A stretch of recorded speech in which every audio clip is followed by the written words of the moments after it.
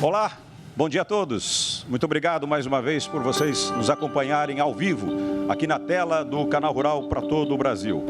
10 horas da manhã, a hora oficial de Brasília. Mais uma vez, queremos agradecer a quem está aqui na Arena Canal Rural, ao vivo aqui conosco, direto de Esteio, na 40ª Expo Inter, e também a você em casa nos acompanhando nesta manhã de quinta-feira. Muito obrigado. Falamos, portanto, deste auditório da emissora, no Parque de Exposições, onde a gente vai falar, a partir de agora, deste importante fórum Canal Rural sobre gestão de estoques e políticas para armazenagem. Esse painel é uma realização do Canal Rural com apoio do BRDE, Banco Regional de Desenvolvimento do Extremo Sul. Você pode também nos acompanhar, como está fazendo nesse momento aí, pela tela da sua televisão, mas também fique à vontade para nos acompanhar nas nossas mídias sociais, no YouTube e também no nosso site do Canal Rural.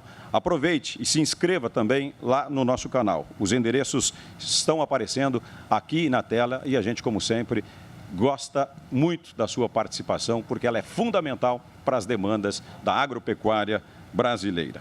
Você que está em casa pode entrar em contato também conosco. A nossa interatividade aqui ela é total. Aliás, a gente sempre demanda, e você sabe muito bem disso, que nos acompanha já na tela do Canal Rural, essa linha reta, eu diria, para que a gente possa fazer com que o nosso canal de comunicação com os produtores do Brasil inteiro seja cada vez mais intenso e cada vez mais eficiente. Então, o nosso WhatsApp do Canal Rural vai aparecer aqui na tela, é o 11 985 24 0073, já está ali, ó.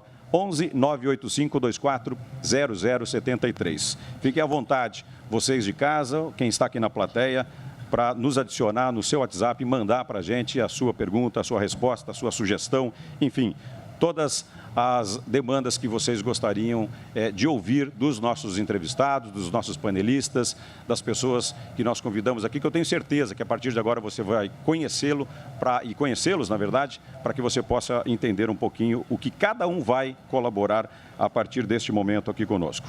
Este fórum vai debater a gestão nos estoques de grãos e as políticas públicas para a armazenagem da safra. E o objetivo é discutir exatamente um dos problemas bastante históricos do agronegócio e contextualizar, inclusive, a questão no atual momento político e econômico do país.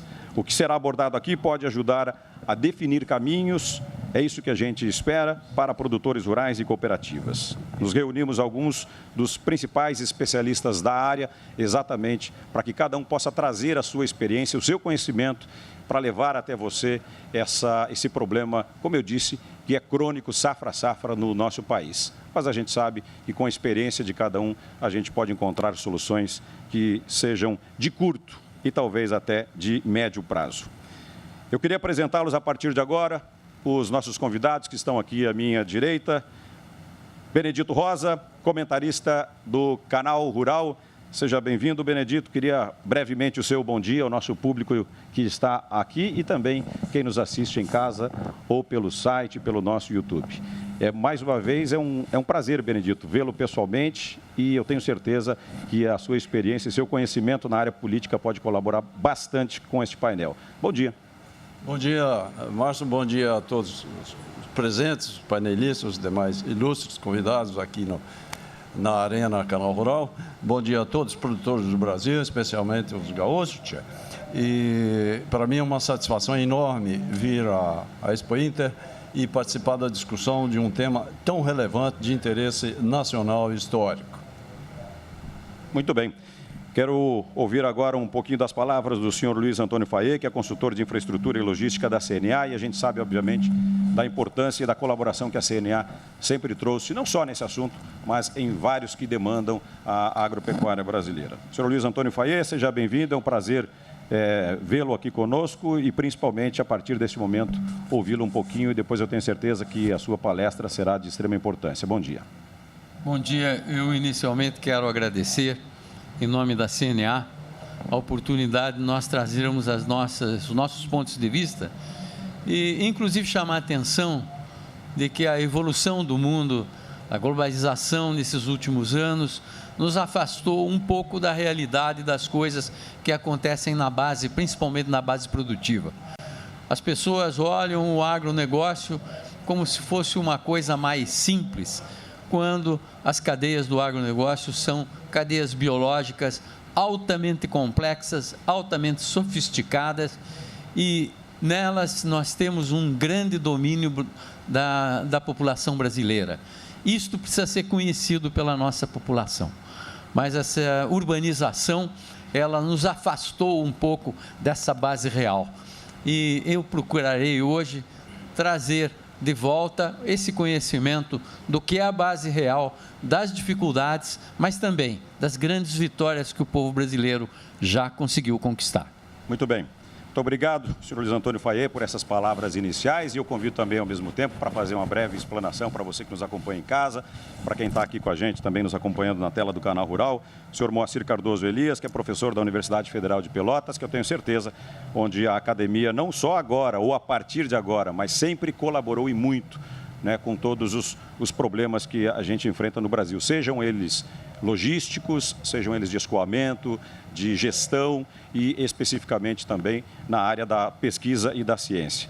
Seja bem-vindo e bom dia, senhor Moacir Cardoso Elias. Bom dia, muito obrigado pela oportunidade. Em nome da Universidade Federal de Pelotas, da Faculdade de Agronomia Eliseu Maciel, mais especificamente do Laboratório de Pós-Colheita e Industrialização de Qualidade de Grãos, quero muito agradecer o convite e trazer os cumprimentos para os promotores e para o canal por incluir esse tema que, na verdade, como se trata, né, de algo que pode ser executado na propriedade rural, mas também no meio urbano, é o elo entre a produção, a logística, a distribuição e o consumo, e que a academia, além de formar profissionais, ela tem a obrigação de gerar ciência e conhecimento. E é o que nós tentaremos trazer na apresentação que faremos. Muito bem, muito obrigado, senhor Moacir. Agora um pouquinho da palavra para ouvirmos na tela do Canal Rural o senhor João Regiane, diretor de operações do BRDE, está aqui ao meu lado, à minha direita, tenho certeza, mais uma vez, ele como representante do BRDE, queria também agradecer a presença de outros diretores e presidentes aqui presentes na Arena Canal Rural. Você que chegou agora, nos acompanha ao vivo aqui na Arena Canal Rural, em Esteio, no Rio Grande do Sul, na 40ª Expo Inter de 2017. Feira de agropecuária que este ano, com absoluta certeza, está cada vez superando as suas metas e crescendo cada dia mais. Senhor João Regiane, bom dia, seja bem-vindo. Bom dia, amigos do Canal Rural, amigos painelistas aqui presentes. Quero saudar a todos os presentes aqui nesta arena do Canal Rural, nas pessoas do nosso presidente Otacir Klein, do nosso diretor de recuperação de crédito do BRDE, Dr. Newton Deconto, e saudar a todos os presentes para que nós possamos iniciar aqui um debate salutar em relação a um aspecto relevantíssimo do agronegócio nacional, que é a questão da logística e armazenagem de grãos. Só pontuar desde o início, nós temos atualmente em torno de 60 milhões de toneladas, ao abrigo das condições de armazenagem estática no país. Ou seja, nós temos uma infraestrutura no agronegócio que permite uma estocagem de 160 milhões de toneladas e uma defasagem sempre anualmente em média de 70 a 75 milhões de toneladas. E aí entra, ou se apresenta a importância do agente financeiro, no caso nosso específico aqui do BRDE, como colaborador para que nós possamos superar este grande gargalo, que é uma expressão que nós procuramos evitar, mas que é mais fácil de o telespectador que está nos ouvindo entender, para transpormos esta grande dificuldade que nós temos no agronegócio, e estamos aqui justamente para debater esse aspecto com o viés da instituição financeira que eu represento, que é o BRDE, que atua nos 3 estados da região sul do nosso país, Paraná, Santa Catarina e Rio Grande do Sul. Muito obrigado. Obrigado, professor João Regiane, diretor de operações do BRDE. E aí eu costumo, tem gente que vai dizer, mas Márcio, o seu João Regiane é o diretor de operações, ele não é professor como o Moacir Cardoso. E aí eu diria que todos nós, neste momento, nos tornamos alunos e nos tornamos professores neste momento. Porque eu volto a insistir, um pouquinho da experiência de cada um aqui neste fórum, debatendo esse problema que é crônico no país, vai fazer com que a gente consiga mudar as coisas e eu espero, como eu disse, a médio e a curto prazo principalmente. Nesse momento eu queria chamar a Luciane Kolbe, representando o Canal Rural, para trazer breves palavras para quem nos acompanha ao vivo aqui pela tela, de Esteio, na 40ª Expo Inter, exatamente para cumprimentar a todos. Luciane, você que é gerente regional comercial aqui da região sul, seja bem-vinda, bom dia, como vai? O microfone é seu. Obrigada, Márcio. A ideia aqui, então, é dar boas-vindas a vocês na Arena do Canal Rural, um espaço que foi criado aí com muito carinho para recebê-los. Nós já trouxemos importantes discussões essa semana de várias cadeias aqui na Arena. Um agradecimento especial aos nossos parceiros, secretário Ayrton Spies, que tem realizado com o Canal Rural várias iniciativas em Santa Catarina. Nosso presidente aí da Cotrijal, Ney César Mânica, que realiza outra feira maravilhosa aqui no estado, a Expo Direto. Aos debatedores, nosso muito obrigada. E é um tema importante, como o Márcio já disse, um problema crônico no Brasil todo, que envolve todas as culturas, que está sendo realizado em parceria com o BRDE.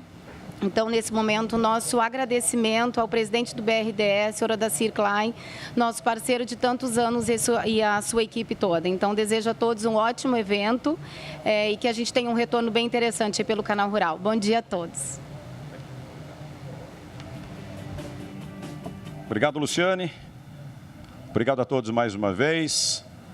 Vamos em frente, senhoras e senhores, 10 horas e 10 minutos, é isso, pelo horário brasileiro de verão, 10h11. E eu queria chamar agora, eu diria que é um grande amigo, inclusive, além de tudo, pela experiência que tem, pelas participações que faz conosco lá no Canal Rural, pelo conteúdo que leva a todos nós, sempre que concede entrevistas, sempre que fala conosco, e eu tenho certeza que hoje não será diferente. Então, para fazer a abertura deste fórum, quero convidar o diretor-presidente do BRDE, senhor Odacir Klein, aqui na frente para conversar conosco e falar, obviamente, da importância deste encontro para toda a cadeia produtiva deste país. Senhor Odacir, seja bem-vindo. Muito obrigado mais uma vez e é sempre bom revê-lo novamente. Um grande abraço, o microfone é seu. Muito obrigado, Márcio. Bom dia a todos os senhores e as senhoras presentes, aos debatedores que já foram apresentados e também aos telespectadores, às telespectadoras. E a época que eu era comentarista do Canal Rural, o Márcio me passava a palavra, eu estava em Brasília, ele lá em São Paulo, no estúdio, e eu sabia que eram 3 minutos. Se fosse mais, eu atrapalharia a apresentação do noticiário. Se fosse menos, também atrapalharia, até porque o noticiário tinha uma programação mais ou menos cronometrada. Aqui a Luciana, a Márcia me disseram, faz uma abertura de uns 5 minutos. Não foi de 5 minutos, foi de uns 5 minutos. E aqui eu estou com outra vantagem. Nós estamos em 3 diretores do BRDE. O Neuto de Conto, ex-senador, foi relator do Plano Real no Congresso Nacional, ex-presidente, que está aqui e vai participar do programa, e o João Regiane, diretor pelo Paraná, que também participará dos debates, já foi apresentado. Então, eu estou com a vantagem de contabilista, que aprendeu a lançar débito e crédito e a fechar as contas, porque se eu exceder 2 minutos aqui, diferentemente do noticiário à época, descontarão depois do Neuto e do Regiane e nós fecharemos as contas. Eu gostaria de explicar rapidamente como o BRDE atua nessa questão tão importante de armazenagem. Em primeiro lugar, é fundamental que se diga o que é o BRDE. O BRDE é o único banco regional, não estadual, regional, de desenvolvimento. Regional por quê? Os proprietários são os estados do Rio Grande do Sul, de Santa Catarina e do Paraná. E ele atua também no Mato Grosso do Sul, através da Agência do Paraná, com Fundo do Centro-Oeste. Ele é um banco de custo zero para a União. E um banco que arrecada e arrecada expressivamente tributos para a União. E aqui, sem que pareça qualquer discriminação, eu quero chamar a atenção, porque o canal rural é assistido em todo o país. Eu quero chamar a atenção de que quem recebe recursos do Fundo Amazônia, resultante do Imposto de Renda e do IPI do país, que uma parcela dos recursos que recebem saem do resultado do imposto de renda e da contribuição sobre o lucro líquido pago também pelo BRDE na região sul. Quem recebe recursos de fundos constitucionais orçamentários no Nordeste, e repito, sem estimular qualquer discriminação, recebe recursos gerados pelo desenvolvimento econômico, também estimulado pelo BRDE, que é um banco da região sul. Custo zero para a União. Objetivo, promoção de desenvolvimento. Não é objetivo de vender dinheiro para obter resultados. O objetivo é promoção de desenvolvimento, geração de emprego, geração de renda, geração de tributos para transformar em prestação de serviços. E aí é que entra a importância da seletividade no crédito. Todos sabem, todos leem, que os recursos provenientes do BNDES diminuíram. E que, em consequência, é preciso ser muito seletivo. E investir em armazenagem é alta seletividade. Porque, no nosso entendimento, a armazenagem, se não é a primeira, é das primeiras das infraestruturas. A armazenagem é reguladora de preço, pode parecer que não. Mas quem não tiver armazenagem não tem condições, a não ser que venda em mercado futuro, de vender o produto oportunamente, quando achar conveniente. A armazenagem, em determinadas épocas, retira congestionamento de caminhões nas rodovias. A armazenagem faz com que nós tenhamos, inclusive, regularidade na presença de carga, descarga nos portos.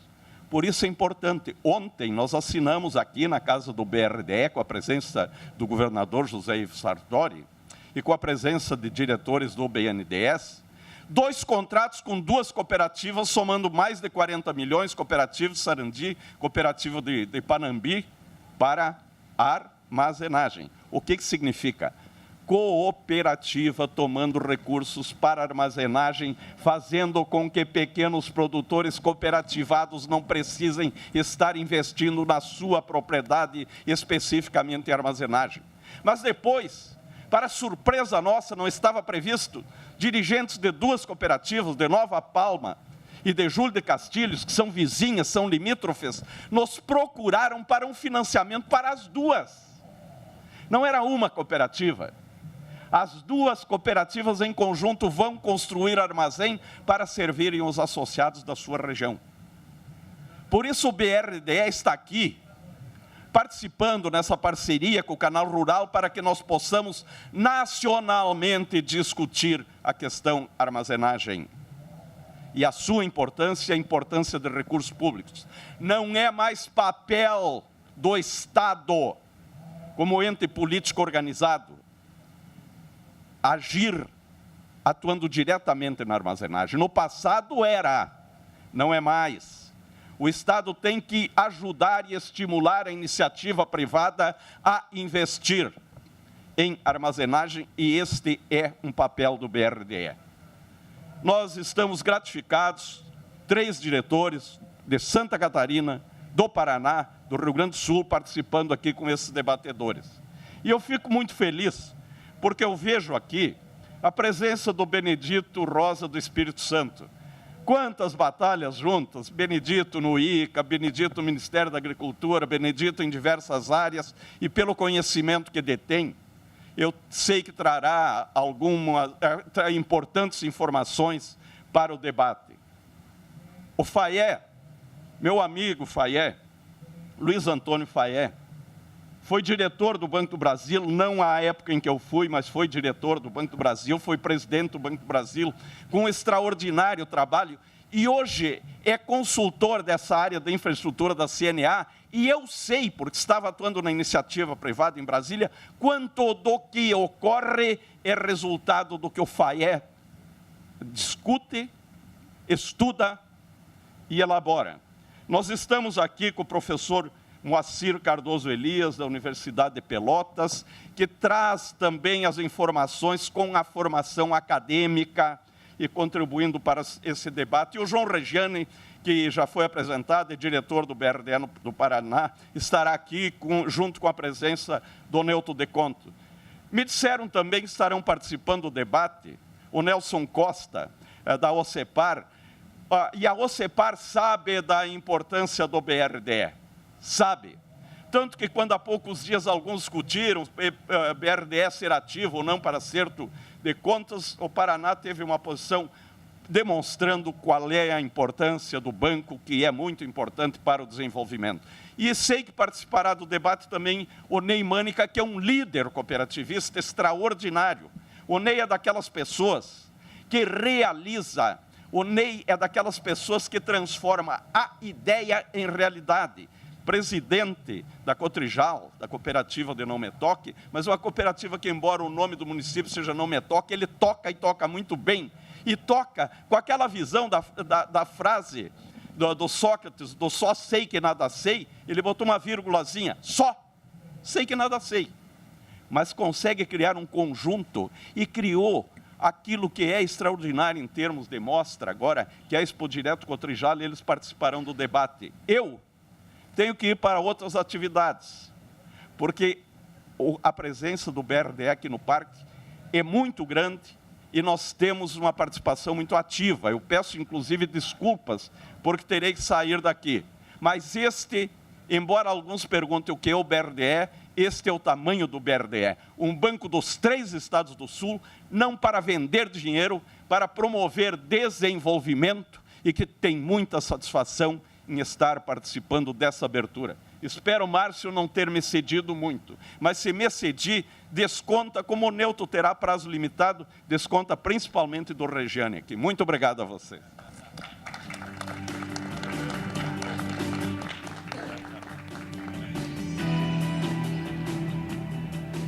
Eu acho que eu vou descontar, na verdade, é do Benedito, que é nosso parceiro comentarista lá do Canal Rural. Eu acho que é mais justo, né? Os senhores não concordam? Justo, Benedito? Ah, então ele concordou, então está ótimo. Com certeza, né? Eu disse que seria de extrema importância a gente ouvir aqui, na verdade, todos, né? E esse foi apenas a primeira pílula das doses homeopáticas que a gente vai tomar hoje aqui, porque eu tenho certeza que todos vão colaborar. E o Odacir trouxe para a gente bastante assuntos interessantes, né? Desde do ponto de vista de pessoas que trazem aí a questão da ideia, e da ideia tornam isso uma realidade, o que a gente pode chamar na academia, inclusive, de fazejamento, né? A gente precisa mais pessoas nesse país transformando ideias, obviamente, em coisas mais concretas. Quero agradecer também a presença das pessoas que estão chegando aqui na nossa Arena Canal Rural. Dá para a gente perceber que são jovens, talvez estudantes, e isso é muito importante, tenho certeza, para que a gente possa trocar experiências. Como eu disse, não existe mais a figura do professor e do aluno, existe troca de experiências. Bom, vamos seguir em frente, porque eu queria chamar exatamente nesse momento, agradecendo, né, ao Odacir Klein pelas palavras, diretor-presidente do BRDE, ouvir o primeiro panelista de hoje, que é o comentarista do Canal Rural, Benedito Rosa, já nos autorizou a tirar aí um minutinho do tempo dele. Vou tirar mais um, porque eu acho que eu estou tomando mais um minuto, aliás, vai trazer para a gente o histórico aí das políticas de armazenagem das últimas décadas, inclusive, que é extremamente importante. Chega, e eu acho que isso é consenso, de que a gente coloque a nossa safra no lombo dos caminhões, nas estradas, ou a céu aberto, como a gente tem visto por aí. Benedito já foi secretário de Política Agrícola do Ministério da Agricultura e presidente da Companhia Nacional de Abastecimento. Benedito, seja bem-vindo. O microfone é seu. Use os seus minutos, como o Odacir Klein, ele sabe muito bem que Na TV a gente precisa organizar aqui para que todos falem o mais rápido possível, mais eficiente possível. Quem sabe o governo faça isso um dia, né, Benedito? Use o seu trabalho de forma mais eficaz. Bom dia. Bom dia, Márcio. Obrigado. Bom dia a todos os presentes, panelistas, ilustres, convidados, os demais presentes. Eu me sinto orgulhoso de falar para uma plateia tão selecionada e falar para os agricultores e pessoas interessadas na agricultura e no agronegócio em todo o Brasil. Eu, aproveitando a dica do nosso âncora, Márcio Fernandes, eu começo lembrando alguns fatos para chamar a atenção. Há 5.000 anos atrás, ao longo do Rio Nilo, haviam armazéns de 2 andares com formas de ir sacando os alimentos e distribuindo para as regiões do Império do Egito. E pergunto a vocês, tem alguma coisa a ver com caminhões com soja ardendo na BR-163 há 4 meses atrás? Tem a ver com 30% de prejuízo, de desperdício da produção brasileira que não chega ao consumidor. 30% do que nós produzimos de alimentos fica no meio do caminho. Ao longo do Nilo não ficava. 5.000 anos atrás.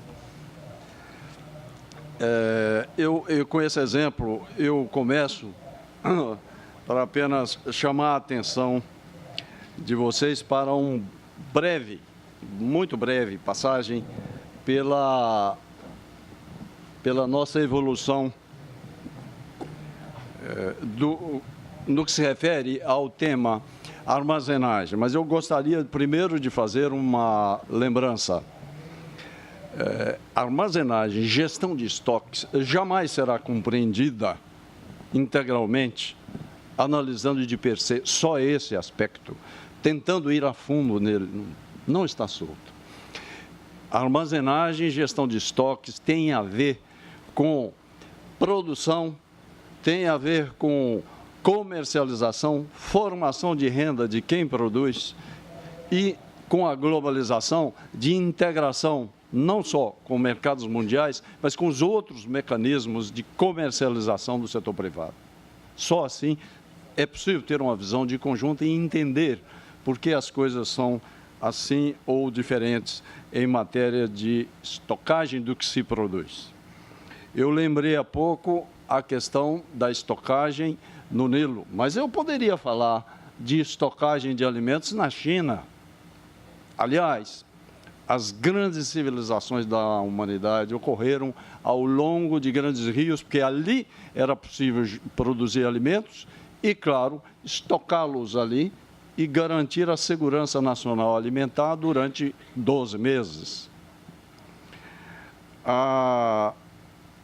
Assim foi na Mesopotâmia, assim foi ao longo do rio Ganges, na Índia, no Egito, como eu já citei. E a questão da segurança nacional alimentar foi tão forte para a formação e preservação dos impérios que ficou na mente dos dirigentes, das pessoas ao longo da história, que nação forte é nação que consegue garantir segurança nacional alimentar. Abre um parênteses.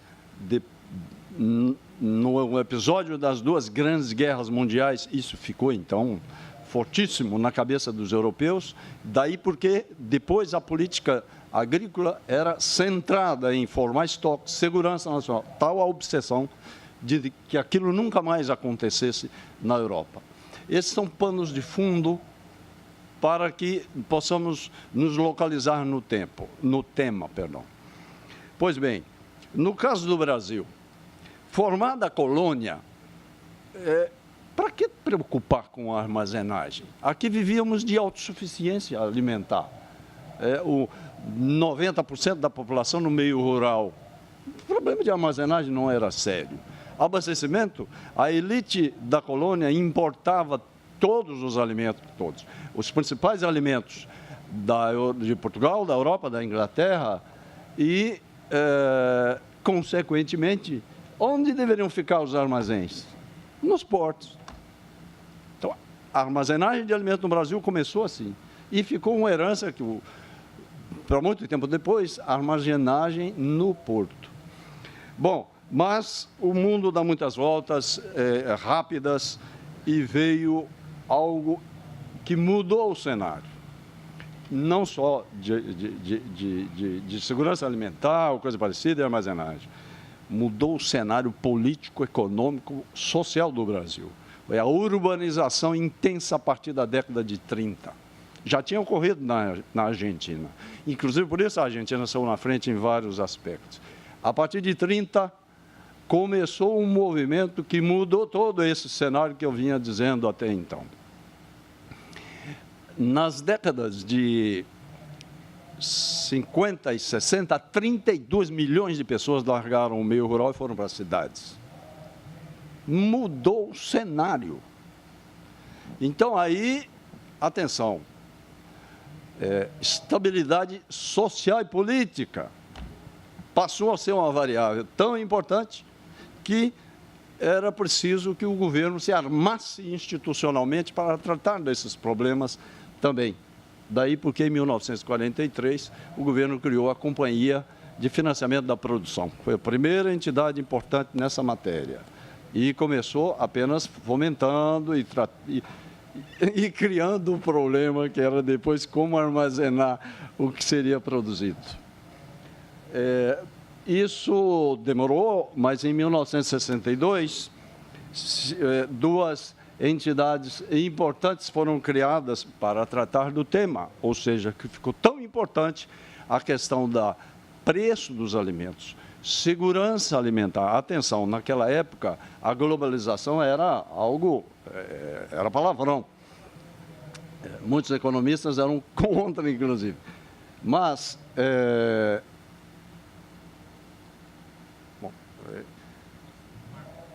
as duas entidades, uma para tratar de abastecimento, controle de inflação, e a outra de onde armazenar. Então, saiu o Estado, já que a iniciativa privada não é possível fazer, o Estado cria a minha própria empresa para isso. Mais adiante, a história nos levou a simplificar institucionalmente e criar uma única instituição, que é a Conab.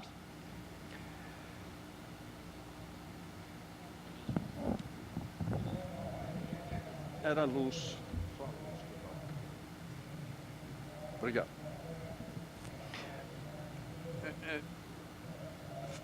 A produção agrícola no Brasil crescente, a demanda urbana forte e as entidades públicas tentando administrar o tema.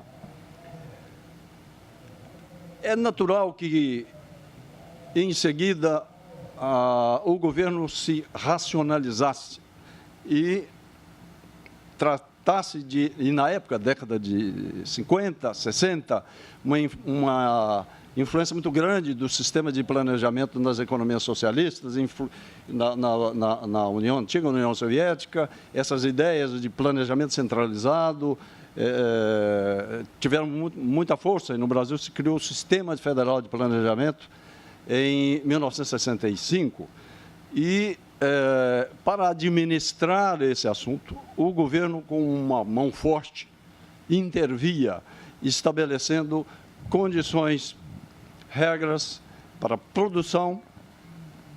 Chegou-se a tabelar margem de renda na área do leite, por exemplo, tal grau de intervenção estatal.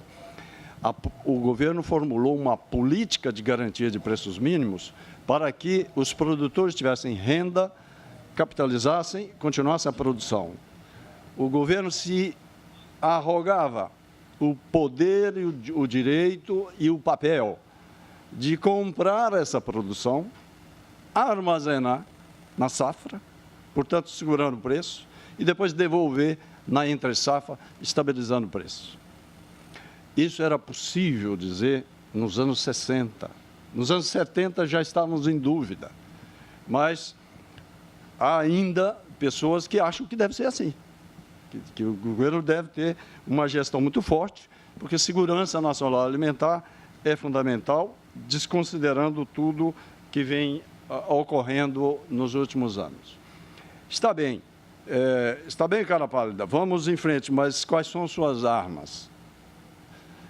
A armazenagem oficial responde por 1,4% da armazenagem nacional, é o que é a capacidade dos armazéns da Conab.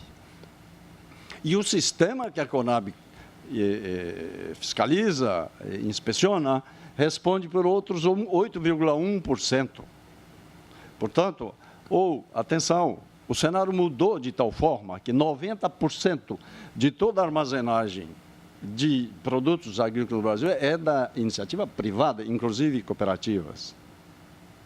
Então, atenção, aquele instrumental todo de política agrícola e armazenagem, que era adequado, entre aspas, historicamente compatível, nos anos 40, 50, 60, não servia mais, não serve mais para esse outro cenário.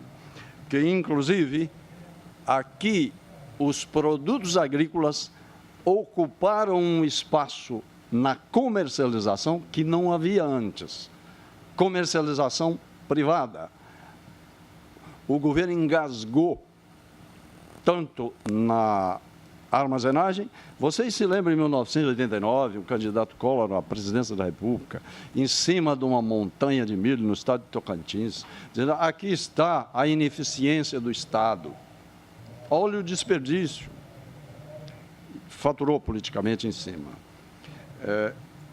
Pergunto se tem alguma coisa a ver com as imagens lamentáveis de milho despejado do lado de silos no Mato Grosso há um mês atrás. Com isso eu quero dizer, esses problemas são reincidentes, não desanimemos, porque o Brasil é muito grande e são, entre aspas, são bons problemas. Temos que tratar de problemas antigos com um instrumental institucional, às vezes nem muito adequado, mas mesmo assim vamos avançando, porque nos anos 80, 80 nem tanto, 90 dessa década para cá, o governo também se movimentou, também se modernizou. Eu chamei a atenção para o aumento da importância da comercialização privada. Ora, tratando-se de alimentos, sensibilidade política, abastecimento, então o governo teve que se modernizar também. E, por iniciativa, às vezes, do setor privado ou do próprio governo, foram criados instrumentos para lidar com o tema. Eu tenho orgulho de dizer que eu participei, mas uma dezena de técnicos, da criação de novos instrumentos. Os tradicionais eram: você produziu, eu te compro. Teve um presidente que falou: planta que eu garanto. Eu compro, estoco. Ah, você não quer vender? Vamos carregar esse estoque juntos, até entre safra, EGF. Eu te financio, taxa de juros mais baixa, para levá-lo até lá, porque vocês sabem que o grande desafio é colhe-se em 3, 4 meses a principal safra de verão, agora mudou um pouco, e depois se consome durante 12 meses. Então, o grande desafio era quem carrega o estoque. Há 5.000 anos atrás, o imperador dizia: eu, Estado, carrego o estoque. Hoje não dá mais para fazer isso. Então, quem carrega o estoque? Abre um parênteses. Aqui no Mercosul, os vizinhos nossos, que temos que ser solidários, amigos, dão risadas com a nossa política de garantia de preços mínimos para eles. Estamos garantindo o preço, vem o arroz, vem o trigo, com o dinheiro do contribuinte brasileiro. Fecha o parênteses. Voltando aos novos instrumentos. Se não dá para agasalhar a safra, se não dá para estocar e devolver ao mercado tão rapidamente, Então, temos que contar com os agentes do mercado. E, para isso, eu dizia há pouco, o governo fez uma inovação nos anos 90, que foi uma mudança substancial na sua forma de atuar. Ao invés de lidar com o físico, AGF, EGF, estocagem, vamos lidar com papéis. Qual o objetivo? Garantir renda do produtor? Está bem, eu garanto o preço mínimo, mas não sou eu que vou comprar. O agente do mercado vai comprar. E se você pagar diferente do preço mínimo, eu vou te ressarcir. E leve esse produto para as zonas do Brasil que estão precisando. PEP. Foi essa a ideia. E o PEP depois, não, mas você quer você mesmo vender? Tá bom, PEP Pro. Então você e cooperativa vendo. Essas foram mudanças significativas. Depois teve mais uma outra significativa e eu vou encaminhando para o final.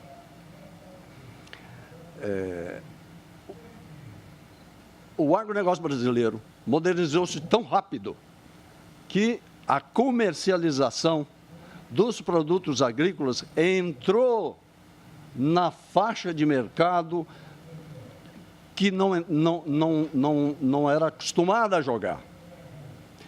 Ou seja, vender produto agrícola para agentes de mercado e exportar com papéis, não tem que entregar o produto, não precisa necessariamente. Aí vieram os títulos. Primeiro veio a CPR, foi uma revolução aqui internamente. Depois vieram os títulos com essa finalidade, os contratos de opção. Veio depois, sofisticando ainda mais, os certificados de depósito. Bom, com isso, eu vou... mais uma. Apenas fechar dizendo, na verdade, o que a sociedade brasileira, e nós todos temos que refletir, é qual é o benefício-custo de cada alternativa. Se nós estivermos falando de comprar, armazenar, devolver, custo para a sociedade 20 bilhões de reais em 6 anos. 20 bilhões de reais. Estados Unidos e União Europeia o que fazem? Eu vou garantir renda com grana para quem está precisando, direto com o produtor. E o mercado atua. Sim, mas nós, países em desenvolvimento, ou com menor nível de desenvolvimento, temos um outro problema. E os mais ou menos 3 milhões de pequenos agricultores. E aqueles que estão vulneráveis do ponto de vista de alimentação.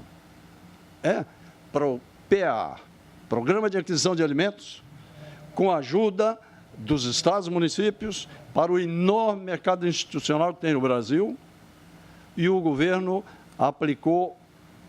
comprou 1.500.000 toneladas nos últimos 5 anos e distribuiu para os programas sociais. Ou seja, eu comecei falando que o tema era complexo, abrangente, e quis dizer na minha palestra, nas minhas palavras, que ao longo da história, o cenário econômico e social vai mudando e o governo e o setor privado também.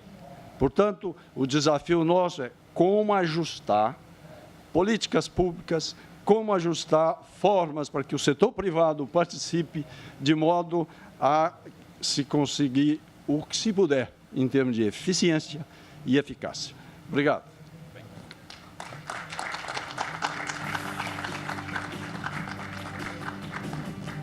Obrigado, Benedito, mais uma vez. A todos que nos assistem ao vivo aqui na tela do Canal Rural, a quem está presente aqui conosco. O Benedito falou um pouquinho de segurança alimentar, capacidade estática e essa questão de armazenagem, que é um problema sério lá em Brasília. Quem sabe, e aí é o meu papel de jornalista, Benedito, fazer com que os nossos representantes do agronegócio, da agropecuária brasileira, armazenem boas ideias e elas podem nascer e sair daqui, por que não? Vamos em frente. Eu queria convidar a partir de agora o consultor de infraestrutura e logística da Confederação da Agricultura e Pecuária do Brasil, Luiz Antônio Fayet, para fazer a sua apresentação. Vai abordar o quadro da atual gestão de estoques e também as possíveis soluções. Seja bem-vindo. Bom dia. Meu bom dia. em nome da Confederação da Agricultura e Pecuária do Brasil, eu quero agradecer a oportunidade de estar com vocês aqui. É uma honra para nós. E me perdoem, mas eu quero dar um abraço a um amigo de mais de 30 anos, Odacir Klein, presidente do BRDE. Fomos companheiros no Congresso Nacional e pudemos juntos enfrentar uma batalha de transformações do nosso país. Eu estou, desde do ano 2000, trabalhando para a CNA, nesta área, e hoje trago para vocês, rapidamente, que nós temos que correr, uma visão geral e estrutural de como nós temos que operar os estoques face à realidade brasileira. E eu reconheço que as questões do agronegócio hoje ficaram difíceis de ser entendidas pela população, porque nós urbanizamos o país, como bem observou o Benedito. Nós tivemos uma radical transformação em termos mundiais, com a globalização, e isso nos afastou dos fatos reais da terra. Vamos, então, rapidamente correr aqui a nossa conversa. Primeiro, eu quero lembrar vocês que há 50 anos atrás o Brasil era importador de comida. Daí nós demos um salto e hoje nós já somos o segundo maior exportador mundial. E só não seremos o primeiro exportador mundial até o ano 2020 pelos erros acumulados durante tantos anos na política de infraestrutura de transportes no Brasil. Isto, lastimavelmente, é um grande prejuízo para o nosso país. Vamos correr e observar o seguinte, essa tabelinha. O que eu quero destacar? Primeiro, um país que há 50 anos atrás era importador de comida, vocês observem como nós nos ficamos agora no ranking da produção e da exportação. É primeiro, segundo lugar. Isto significa que este país realmente fez uma transformação. E eu quero chamar a atenção de um detalhe, porque eu aprendi com a minha avó que o diabo mora nos detalhes, né? 92% das propriedades rurais no Brasil têm até 200 hectares. Há uma democracia na distribuição da terra. Então, é a população brasileira que construiu esta realidade e que já nos levou ao segundo lugar como o maior exportador mundial. Mas isso, para nós, não satisfaz. E eu chamo também a atenção num outro detalhe. Vocês conhecem aquele grãozinho amarelo, humilde da soja ou do milho? Aquele grãozinho tem 90% de conteúdo nacional. Quer dizer, do seu valor de $100 de exportação, 90 foram gerados aqui dentro do país e 10 são componentes importados. Se nós compararmos, por exemplo, ao automóvel brasileiro, aquele bonito que aparece na propaganda, não é?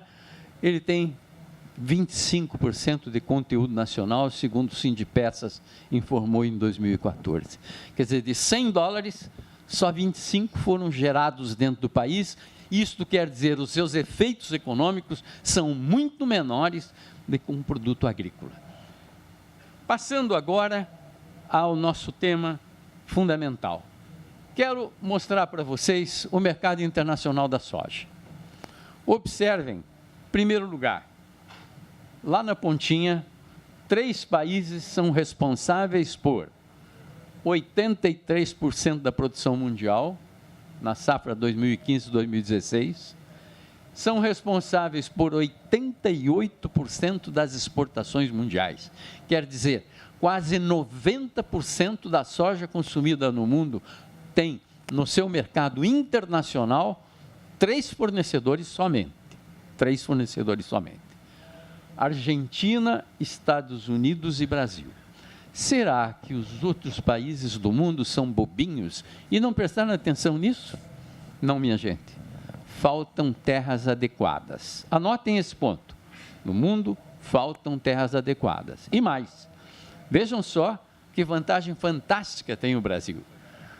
Os nossos 2 companheiros de abastecimento no mercado internacional, para a nossa sorte, eles praticamente já não têm mais como expandir as áreas para continuar ampliando a produção. O próximo mercado é o do milho. A soja é um mercado de 330 milhões de toneladas. Para gente falar para as pessoas que estão nos ouvindo e que não são obrigadas a ser especialistas, o que é 330 milhões de toneladas?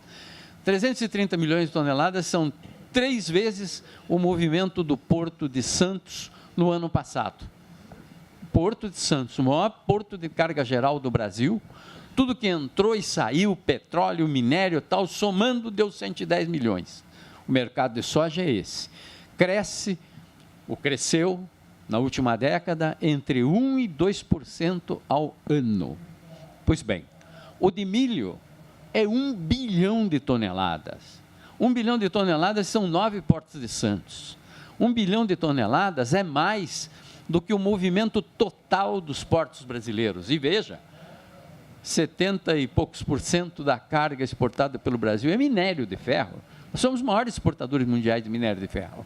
Pois bem, esse movimento todo, 950 milhões, é menor do mercado mundial de milho. Esse mercado cresce entre 2% e 4% ao ano. Lá estão os mesmos 3 fornecedores. Observem a concentração. Quase metade da produção mundial é deles e quase 80% da exportação é deles. Esse mercado é um mercado concentrado. O que eu quero mostrar com isso? A oportunidade que o Brasil tem, porque nós temos terras para expandir. Os outros não têm. Nós temos tecnologias para expandir. As cadeias biológicas, que são as cadeias do agronegócio, elas são vistas pela população, de um modo geral, como se fosse o jacatatu produzindo. Nós estamos no primeiro time do mundo neste segmento. Nos outros, nós não conseguimos. Então, a força do agronegócio brasileiro não é uma brincadeirinha, é uma realidade em nível internacional, onde nós temos um lugar e um domínio. E temos esse domínio e poderemos aumentar muito mais. Mas eu tinha 13 anos de idade, era boy de uma loja, varria, limpava privada, carregava pacote, quando eu aprendi a grande lição da minha vida. O gerente, Khalil, aquela cultura árabe, me disse o seguinte: você agora vai deixar de ser boy e vai passar para o balcão. Primeiro lugar, fique sabendo que o freguês sempre tem razão, que o freguês é o nosso ouro. Nós não podemos perder o freguês. Ele tem que estar tão satisfeito que ele nunca vai querer se afastar de nós. E nós temos que aprender a lição do Khalil, aquela lição de comércio, e entender que se nós vamos ser os primeiros do mundo, nós temos que ter um tratamento adequado para os nossos clientes. Este é um lado da história. Vejam do outro. O que acontece com o produtor brasileiro? Nós temos um custo logístico da porteira até um porto de despacho no mundo que é 4 vezes maior do que o da Argentina e dos Estados Unidos. Este gráfico da nossa parceira, a ANEC, é o atestado da incompetência e ineficiência do Brasil. O que nós observamos aí? Primeiro, se eu tenho todo esse custo, eu tenho uma perda para a cadeia produtiva. Se eu tivesse os custos dos outros países, quanto de riqueza ficaria dentro do Brasil? E observem que este custo aí não abrange o custo do porto brasileiro até o destino. E chamo a atenção num outro detalhe, lá vem a lição da minha avó, não é? Antigamente o nosso mercado era o Atlântico Norte, eram 15, 20 dias de navegação. Hoje o nosso mercado é a Ásia, são 35, 40 dias de navegação. Então, pensem, o mercado internacional estabelece os preços. Qual é o preço do milho? O milho é $200 por tonelada lá na mão do chinês. A soja é 450 lá na mão do chinês. Então, nós somos fortes, temos terras que os outros não têm, somos competentes, não há dúvida alguma, mas sobra pouco para a cadeia produtiva. Nós precisamos alterar esta realidade. Com esse trabalho que nós estamos fazendo, o objetivo é que o produtor rural também ganhe alguma coisa. E o que é o carregamento de estoques? Aí está uma simples ilustração. Nós temos curvas de produção e temos uma curva de consumo. O consumo tende a ser mais ou menos homogêneo o ano inteiro, mas as curvas de produção são distintas. Nós estamos no hemisfério sul do mundo. O hemisfério norte é detentor de mais ou menos uns 85% das terras do planeta, uns 85% da população, do mercado e da produção mundial de tudo. Nós estamos na entre-safra deles. Entre-safra tem desvantagens, mas tem uma grande significação, porque nós entramos justamente quando a produção deles não está em dia.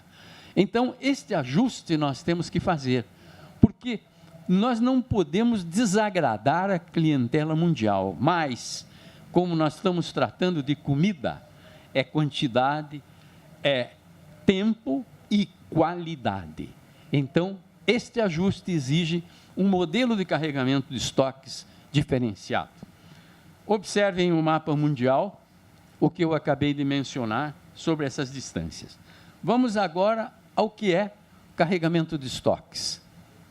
Eu assumi a diretoria do Crédito Rural do Banco do Brasil em 1990. Tinha uma missão, resolver o problema do trigo nacional. E daí, começamos a tentar diminuir o esforço do governo federal, dinheiro do governo, dinheiro do povo brasileiro, e eliminar desvios. Sabem que a corrupção comia solta, e precisávamos passar a mecanismos de mercado. O Benedito foi muito feliz quando ele historiou o grau de intervencionismo que nós tínhamos na economia brasileira. Nós precisamos passar para a economia de mercado para agilizar este gigante, porque o problema que você passa aqui nesse instante é diferente do que passa lá na Amazônia. E aí, então, nós desenvolvemos um projeto. Este projeto levou um apelido de SEDAGRO. E eu, inclusive, passei a produção e estará à disposição de toda a comunidade que tenha interesse. Nós precisamos, para carregar estoques, armazenagem, precisamos, segundo o nosso projeto, uma garantia bancária e um seguro, a transformação do estoque em títulos financeiros para eles poderem serem negociados nas bolsas do Brasil e do mundo, e precisamos ter um cronograma de vendas obrigatórias para poder fazer os ajustes das curvas. Tudo isso tem aí um truque que é o abrigo nas reservas bancárias, mas são detalhes operacionais que nós não teríamos tempo de historiar aqui. O que eu quero dizer é fazer uma exemplificação de como funcionaria esse projeto de SEDAGRO. Aqui, algum de nós, por exemplo, produziu 100 toneladas de soja. Daí ele quer fazer esta comercialização dentro do projeto SEDAGRO, que é voluntária a adesão disso, não é obrigatória. Ele chega num banco e diz, bom, eu quero fazer uma operação de 100 toneladas. O banco credenciado, ele diz, olha, vai armazenar naquele lugar ali que é de minha responsabilidade. Então, o banco é o responsável pelo estoque.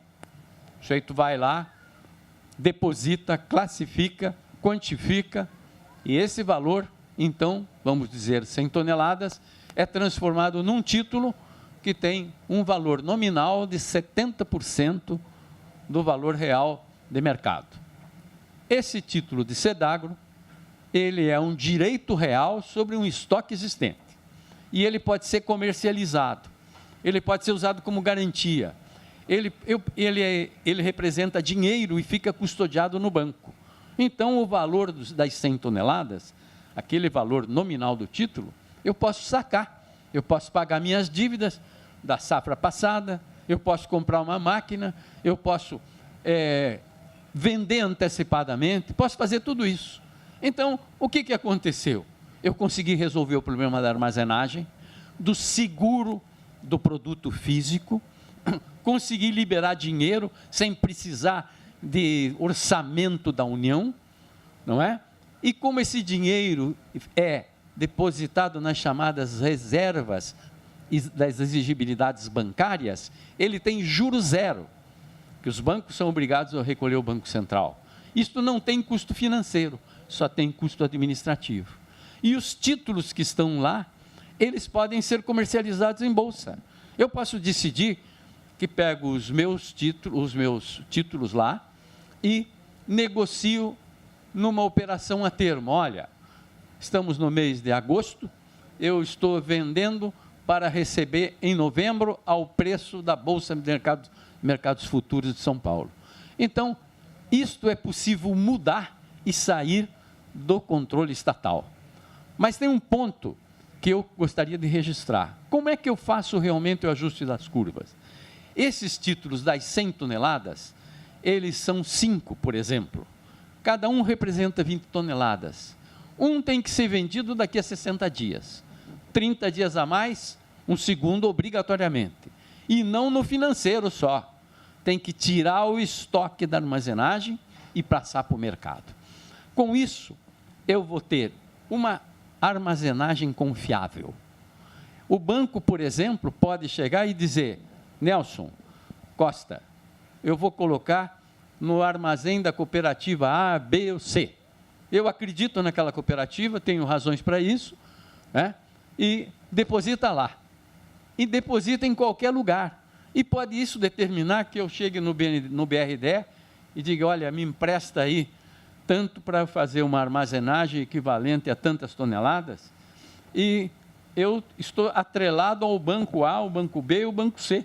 Então, eu tenho garantia de um sistema operacional, que é a garantia de amortização do negócio. Vocês vejam que esse modelo que nós desenvolvemos no Banco do Brasil, eu com a equipe do Banco do Brasil naquela época, que foi em 1990, 91, ele muda totalmente este quadro. Em 92, nós discutimos isso com o próprio presidente da República. Eu até comentei isso com o Benedito hoje de manhã.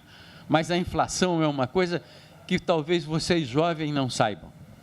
Alguém que tem 45 anos de idade não sabe o que era há 20, 25 anos atrás, uma inflação de 2% ao dia.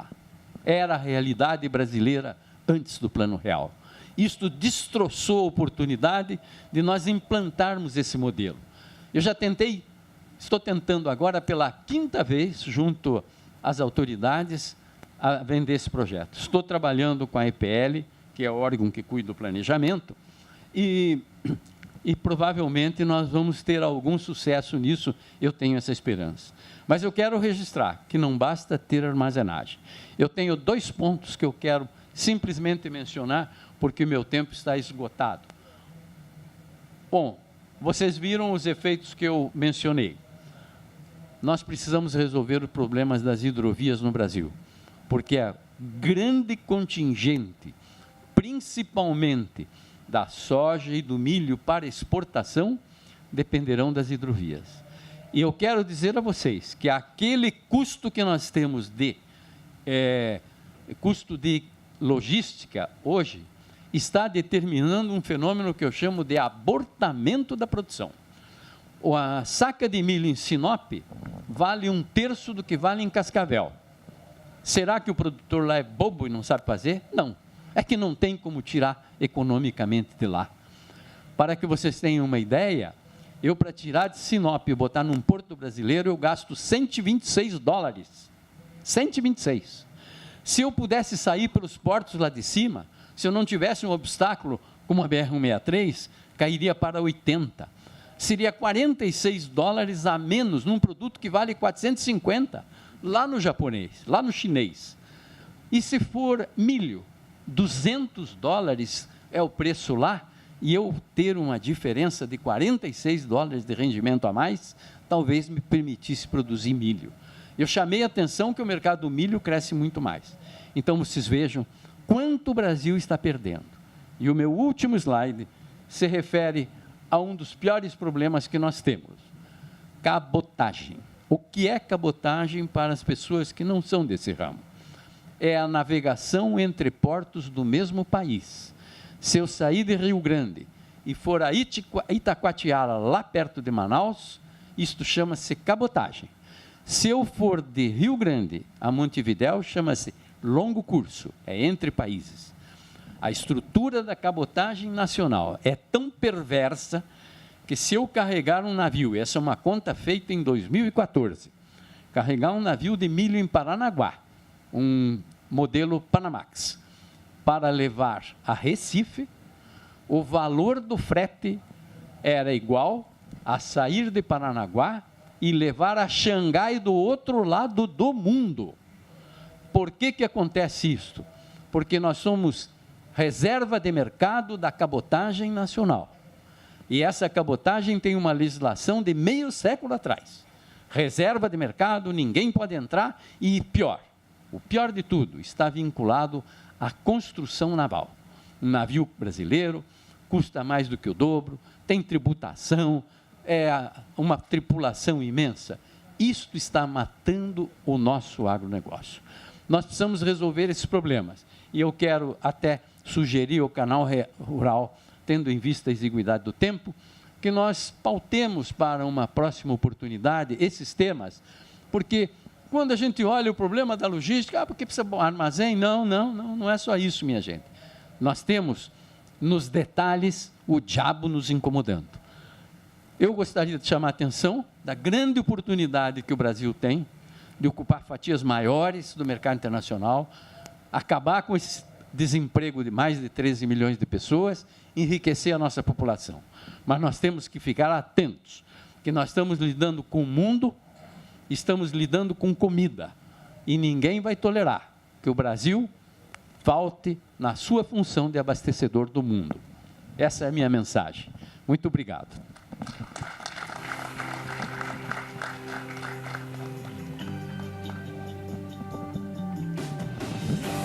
Obrigado, Luiz Antônio Fayet, consultor de logística da CNA, falando aqui ao vivo no Canal Rural. Aliás, você que chegou agora, fique à vontade para entrar em contato conosco pelo nosso WhatsApp. Quem está aqui na plateia também. E acho que, por enquanto, temos um consenso aqui entre os nossos painelistas, né? Somos eficientes da porteira para dentro, mas, infelizmente, muitos problemas da porteira para fora. E eu acho que esse espaço, na verdade, resume exatamente um pouco do contexto que estamos vivendo para tentarmos trilhar novos caminhos e melhores daqui para frente. E já que eu estou falando de fazer a lição de casa, isso a gente não tem feito muito, eu queria mostrar o pessoal que está na plateia agora, para todo o Brasil, uma parte, obviamente, de alunos da Universidade Federal de Pelotas, que hoje estão nos acompanhando aqui, exatamente porque o próximo painelista, vai falar sobre armazenagem também e vai dar uma aula. E aí eu vou, obviamente, entrar aqui nessa questão, professor, porque eu também lecionei em universidade durante 10 anos aproximadamente. Como eu agora já não estou mais na academia, a pergunta que eu faria no lugar deles é, em primeiro lugar, vale nota? Né? Em segundo lugar, a presença está garantida? Né? É ou não é? Então, assim, ó, esse seria, na verdade, com certeza, a primeira e a segunda perguntas que eles fariam se estivessem aqui no meu lugar. Então, o próximo palestrante é professor da Universidade Federal de Pelotas e doutor em agronomia. O senhor pode se dirigindo para cá, por favor.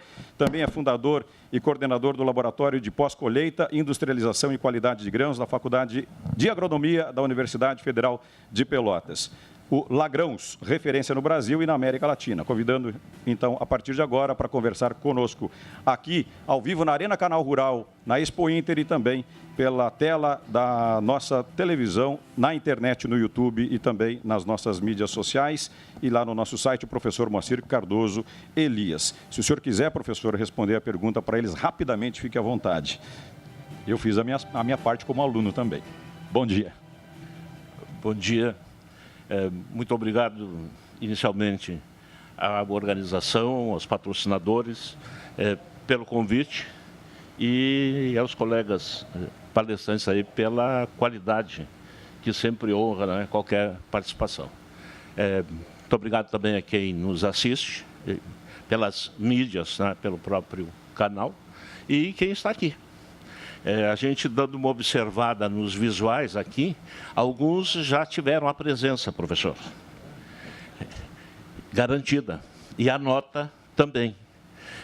São aqueles que ou já fizeram a história da armazenagem neste país. Muito obrigado pelas informações que trouxeram, Benedito Faiev, facilitou bastante o que eu vou abordar. Aqueles que fazem, os colegas, especialmente aí das cooperativas, a gente tem trabalhado tanto com elas, o setor produtivo, e aos que farão a história da armazenagem, os jovens professores e estudantes de graduação, de mestrado, doutorado e pós-doutorado que vêm aqui prestigiar. Quando se fala em armazenagem, a gente pode ter aquela ideia bíblica do celeiro. A gente pode ter a ideia, tipo Jeca Tatu, do galpãozinho lá. Com denominações várias, nas várias regiões do país. Mas a gente pode ter a ideia de um sistema que é completamente controlável pela automação. Esta evolução toda, que nos traz vantagens, ela nos traz desafios. E a armazenagem, ela encerra uma série de fatores e uma série de enfoques, conforme até já foi comentado, inclusive na abertura aqui do fórum pelo presidente Odacir.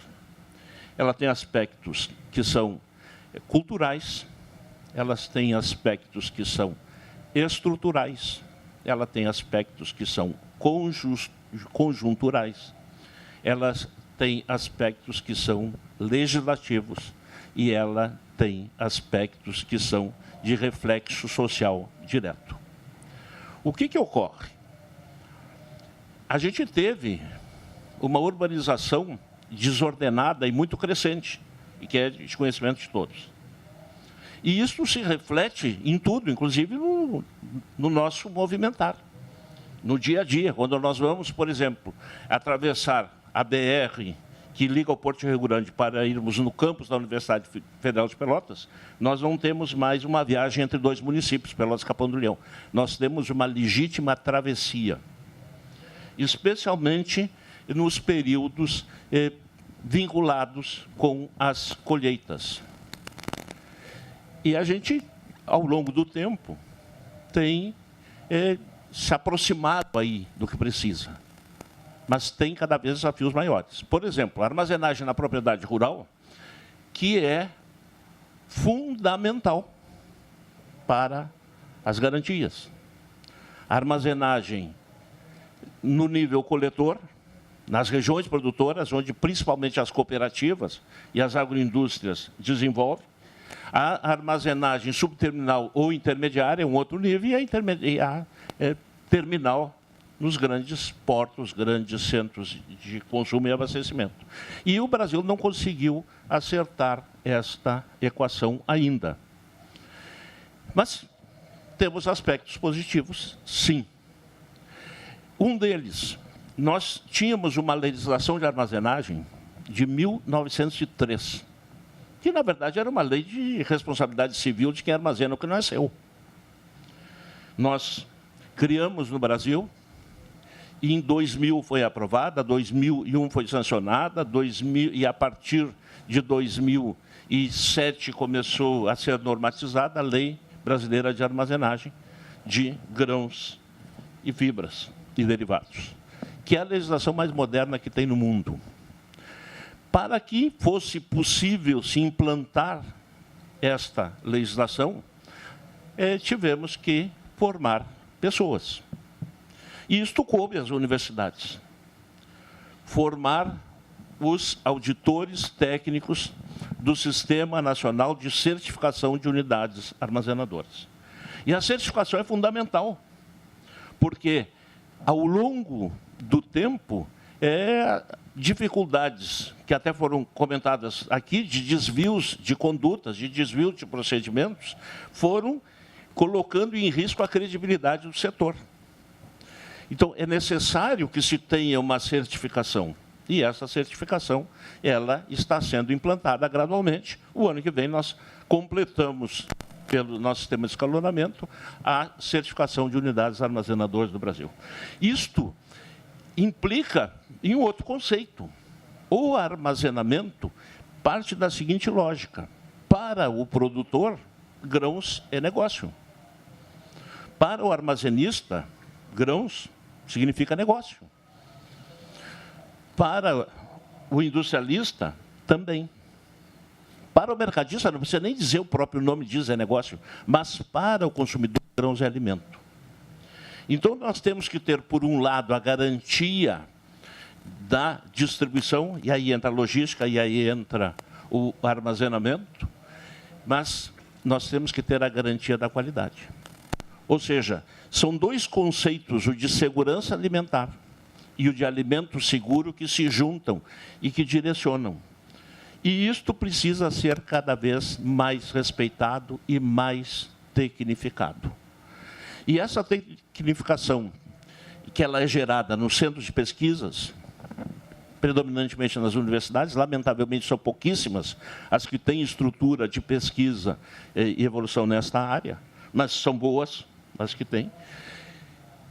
Nos centros oficiais e nos centros particulares, por exemplo, alguns vinculados às próprias cooperativas, que se desenvolvem ciência, mas ela tem que chegar no produtor, ela tem que chegar no armazenista. Então, quando nós fazemos a lição de casa, professor, essa lição de casa, ela inclui a abordagem do conteúdo, ela inclui a fixação, ou seja, a aprendizagem, mas ela necessariamente precisa ser colocada em prática.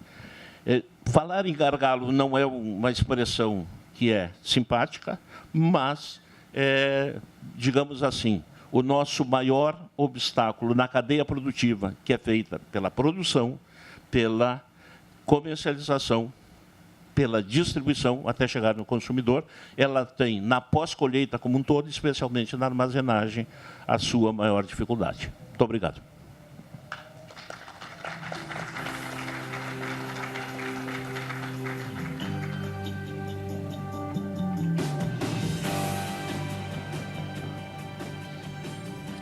Muito obrigado ao professor Moacir Cardoso Elias, falando conosco neste momento, aqui neste debate, né, exatamente nesse contexto. E como eu disse, professor, parabéns aqui pela sua mini-aula, né, falando não só aos alunos que estão aqui presentes, porque eu acho que eternamente, na verdade, somos todos alunos, independente de uma graduação, de um mestrado, de um pós-doutorado. Exatamente nesse contexto, a gente aprende todos os dias um pouquinho, com cada um com a sua experiência. E aí, quem eu convido para trazer um pouquinho da experiência para todos que nos acompanham aqui na Expo Inter ou em casa, o diretor de operações do BRDE, João Regiani, para falar sobre os recursos disponíveis para investimentos em armazenagem. Seu João Regiani, bom dia, seja bem-vindo. Bom dia. Um agradecimento novamente ao Canal Rural por esse espaço que nos concede aqui. Quero fazer uma saudação especial, professor, aos seus acadêmicos da Universidade de Pelotas, né, cuja presença aqui nos estimula, né? Nós estamos aqui de frente para o futuro dos gestores, né, ou daqueles que auxiliarão a gestão do agronegócio nacional. Então, minha saudação especial a todos os acadêmicos da Universidade de Pelotas. E uma saudação especial aqui ao Nelson Costa, o nosso representante da querida OCEPAR, lá do Paraná, do meu estado, que é a Organização das Cooperativas do Estado do Paraná, com o qual nós temos tratado de diversos assuntos, conjuntamente com o nosso diretor do Paraná, e vice-presidente do BRDE, Orlando Pessutti, de assuntos relacionados e de interesse do agronegócio, da agroindústria do nosso estado e da região sul. Eu quero uma saudação também ao conselheiro, né, do BRDE, que acaba de adentrar aqui a arena do Canal Rural, nosso amigo e conselheiro do BRDE, Tiago Moises, que também está presente aqui no Canal Rural para discutir um pouco aqui sobre essas questões de importância para o agronegócio nacional. Das apresentações anteriores, feitas magistralmente aqui pelos nossos painelistas, né, pelo Benedito, pelo professor Benedito, pelo Dr. Fayet, E pelo que, né, nós estamos abordando na temática da nossa discussão, eu vou pensar alguns aspectos que, ao final, né, desembocam justamente na importância do BRDE como instituição financeira financiadora da infraestrutura do agronegócio na região sul aqui do estado do Paraná e no Mato Grosso do Sul, operando o fundo constitucional daquela região, onde também atua. Muito bem colocado nas palavras do professor Benedito, questão da transição, né, histórica que vem havendo em relação ao monopólio que lá nas décadas de 50, 60 e 70 estava nas mãos do Estado em relação à gestão da logística, mas principalmente da armazenagem de grãos no nosso país. É a transição que passou a ocorrer ali da década de 70, década de 80 para cá, em relação à assunção, né, por parte da iniciativa do cooperativas, dos grandes atores do agronegócio, em relação à busca de condições para o adequado financiamento da logística e da armazenagem de grãos no nosso país. Achei muito importante as colocações do professor Benedito, porque ela nos figura, né, de modo muito claro, justamente essa transição, como ela se deu historicamente até chegar nos dias de hoje. Em relação à exposição feita pelo professor Dr. Fayet, eu ressaltaria aqui, né, um dos aspectos de grande importância, que é justamente o descompasso que há em relação ao crescimento da produção de grãos no nosso país, no que diz respeito ao descompasso que há com relação às condições de armazenagem que não acompanham esse passo, não acompanham essa mesma marcha no crescimento produtivo. Para se ter uma ideia, acredito que a maioria dos senhores aqui presentes, quem está nos assistindo pelo Canal Rural, sabem, nós temos mais uma vez, uma safra recorde esse ano. Pela estimativa da Conab, nós vamos chegar a uma produção aproximada, estimada, de 238 milhões de toneladas. E temos, como abordei na abertura aqui deste fórum, segundo dados também da Conab, uma capacidade de armazenamento estático no nosso país de 160 milhões de toneladas.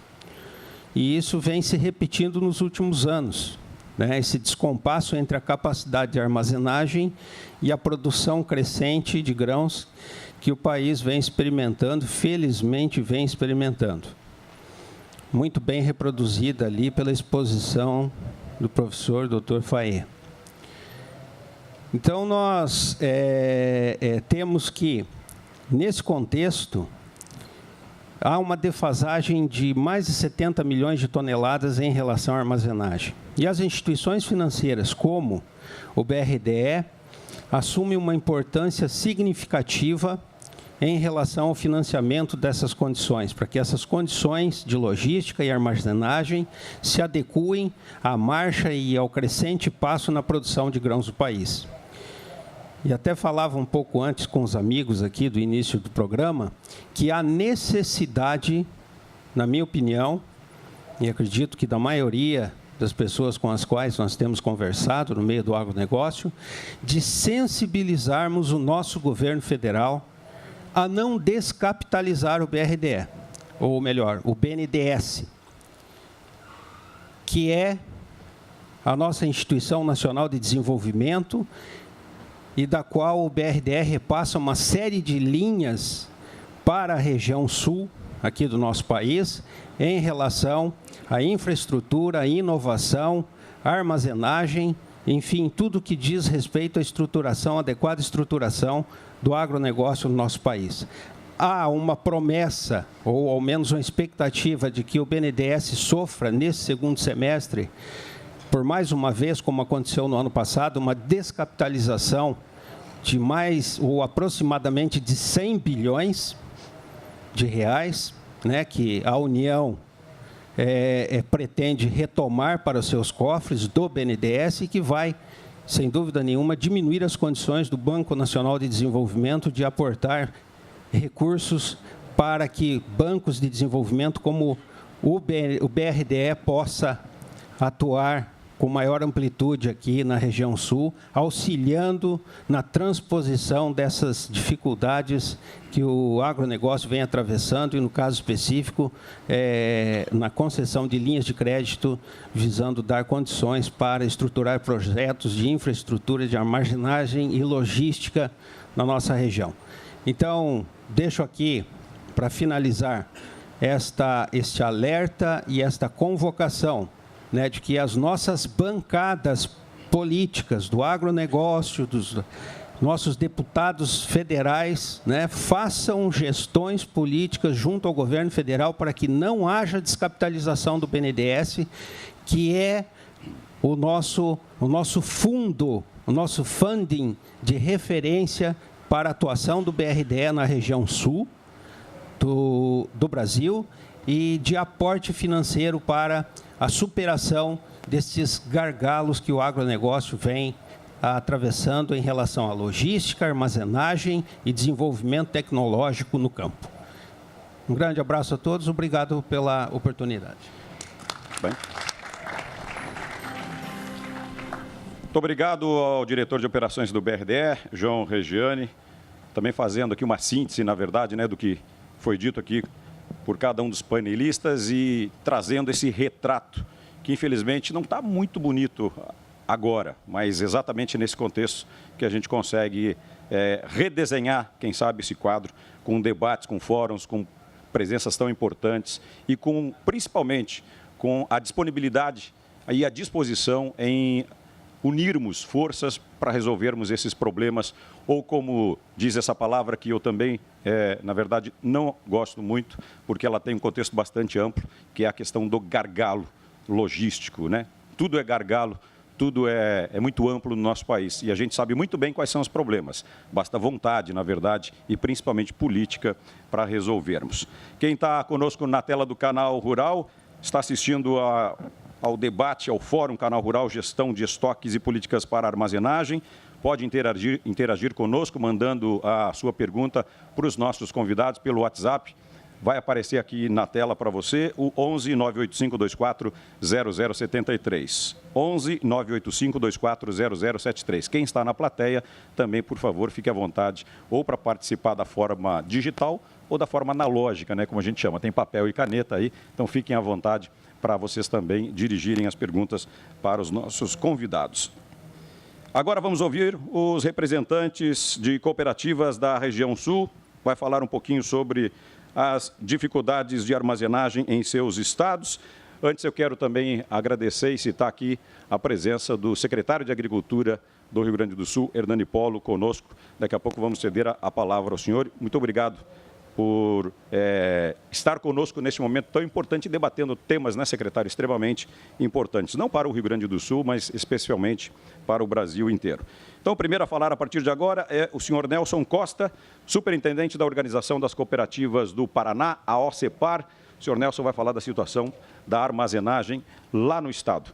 Vamos ouvi-lo e recebê-lo aqui no microfone. Bom dia, seja bem-vindo. Bem, muito bom dia aos painelistas, à plateia e aos nossos telespectadores.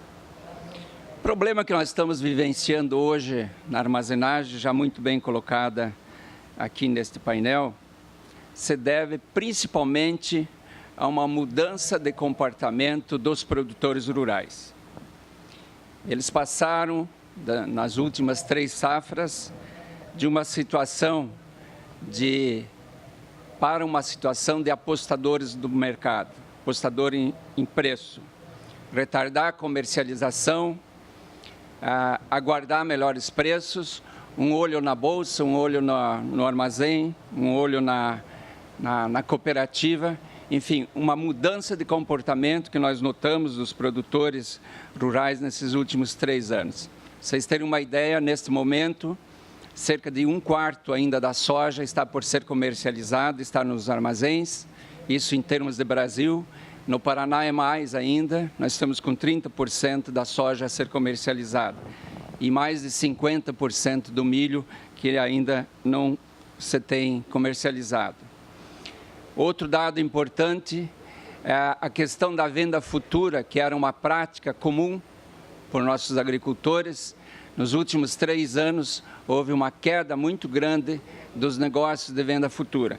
Na última safra, para os senhores terem ideia, nós caímos de 30% de venda futura para apenas 10%. Isso provocou perdas enormes para o setor rural, muito grande, especialmente para os produtores, que tiveram os preços corroídos lá de R$ 85, R$ 90 a soja, ao saco da soja, para 60, 58, 63, como está hoje. Milho deixou-se comercializar a venda futura a 30, 35 e hoje está se comercializando a cerca de 18, 20 reais. Nós, por parte das cooperativas do Paraná, nós estamos adotando uma nova postura diante dos nossos armazéns cheios e os silos bolsas que estão soltos aí nas propriedades rurais e nos armazéns de cooperativas, alugando áreas para colocar silos bolsa. Nós passamos agora a uma nova postura que é, basicamente, até hoje, as cooperativas não cobravam pelo serviço de armazenagem. Nós vamos passar a cobrar a partir deste mês de agosto. Nós estamos já com tabelas de tarifas de armazenagem mensal, tanto para soja, como para milho, como para trigo, visando que nós, cooperativas, fazemos o investimento, mas nós temos que ter um retorno por esse investimento realizado, porque nós temos que pagar, especialmente o BRDE, pelos investimentos que nós fazemos nos armazéns. Outro ponto que a gente vai voltar a trabalhar o produtor rural, incentivando para que ele passe a participar dos investimentos em armazenagem. Nós temos cooperativas do Paraná, especialmente aquelas da região Centro-Sul, em que o produtor, se ele quer um espaço no armazém, ele tem que participar do investimento no armazém. Ele tem que reservar uma capacidade de tonelagem lá para armazenar seu produto. Nós temos várias cooperativas que adotam essa prática e isso já ocorre no Paraná, principalmente nas cooperativas de origem de imigrantes holandeses e alemães. Evidentemente que nós vamos trabalhar também a conscientização do produtor para que ele retome aquela ideia que nós trabalhamos por mais de 20 anos, dizendo para ele, você tem que comercializar, buscar fazer um preço médio, venda futura até 30% da sua produção, garantir um preço futuro, venda escalonada, para que no final você faça um preço médio. Não apostar tudo numa ficha só, que deixar o produto armazenado, dizendo que aquilo é a poupança dele. Muitos produtores hoje estão endividados, mas tem o produto no armazém. A soja está 60, eles querem 70. O milho está 23, eles querem 30. Mas pagam juro por isso, pelo crédito que eles pegam no banco. Só uma estimativa geral, assim, essa prática de preços, essa mudança de comportamento do produtor está provocando para os produtores, neste ano de 2017, mais de 4,5 bilhões de dólares em prejuízo devido a essa prática de apostar no mercado futuro. Então, nós vamos trabalhar no Paraná em 4 linhas básicas. Primeiro, cobrança de taxas de armazenagem. Segundo, retomada da conscientização do produtor na questão da comercialização, venda futura. A ampliação da capacidade de armazenagem, isso não para nunca. Todo ano nós estamos investindo 500, 600 milhões de reais em novos armazéns e o BRDE tem sido nosso parceiro. E, por fim, nós vamos trabalhar ainda mais na questão do aumento da industrialização e do consumo de milho.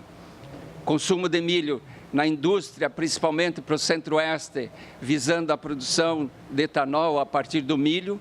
Milho até R$20, R$23 é possível se fazer etanol, ele se torna competitivo. Segundo, construção de indústrias, o Paraná já nós temos várias delas, indústrias de milho visando a alimento humano e bebida. E também a questão da ampliação das criações, tanto de aves, de suínos e bovinos, visando o aumento do consumo de milho e farelo de soja. Então, são 4 linhas de ações que as cooperativas irão adotar daqui para frente, no sentido de ampliar o mercado de consumo, de industrialização e também essa mudança de conscientização do produtor para retomar a venda parcelada e cobrança da armazenagem para que nós tenhamos garantia de que o financiamento que nós vamos tomar nós consigamos pagar. Seriam essas informações que nós colocaríamos para vocês todos. Muito obrigado pelo espaço cedido.